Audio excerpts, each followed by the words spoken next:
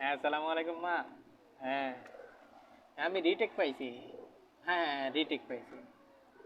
Retake retake হইতেছে তোমার ওই যারা মানে কি বলবো, সবাই পায় না এই সুযোগটা, বুঝছো? সবাই পায় না তোমার ভার্সিটিতে।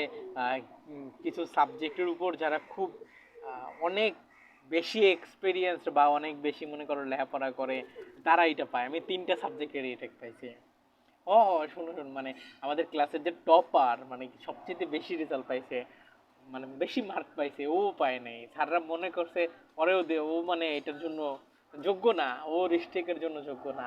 আমার স্যাররা 3টা সাবজেক্টের জন্য যোগ্য করছে, বুঝছো? হ্যাঁ হ্যাঁ, 3টা সাবজেক্ট। মানে রিটেক জিনিসটা হচ্ছে কি, যেমন আমরা পরীক্ষা দিই না, ধরো ওই মিড পরীক্ষা দিই, ফাইনাল পরীক্ষা দিই, রিটেক পরীক্ষায় মনে করো আরেকবার পরীক্ষা দেওয়া যাবে।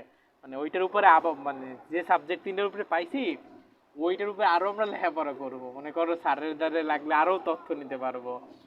তারপরে ওইটার উপরে তোমার আবার পরীক্ষা দেওয়ার সুযোগ হবে। হ্যাঁ, কিন্তু ওই এক একটা সাবজেক্টের জন্য 1000 করে টাকা লাগবে, বুঝছো? এটা বললাম না, ক্লাসে যে হাইয়েস্ট পাইছে, মানে ওই 4 আউট অফ 4 পাইছে, বুঝছো? ও A+ পাইছে, ও পাবে না, ওই সুযোগ পাবে না। ওরও স্যাররা মানে ও রেজাল্টই পাইছে খালি। স্যাররা মনে করে না যে ওর এই সম্পর্কে আর পড়ার মতন ওর ওইরকম কিছু আছে, বুঝছো? আমরা পাইছি, আমার ফ্রেন্ড সার্কেল যে আমরা 4-5 জন ঘুরি না, ওদের মধ্যে আমরা 3 জনে পাইছি, বুঝছো? আমি বেশি সাবজেক্টে পাইছি, 3টাই পাইছি। হ্যাঁ, ওই 1000 করে 3000। হ্যাঁ, ওইটা কিন্তু মানে আমাদের অল্প কয়দিনের কোর্স, বুঝছো?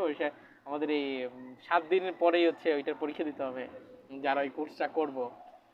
তো তো দিয়ে দিও না, বুঝছো? তো ওইটা হচ্ছে কি বলে, আহ, এই তো কালকে থেকে ওই যে ওইটার আমাদের কোর্স শুরু, কালকে থেকে ওইটার পড়া শুরু। হ্যাঁ।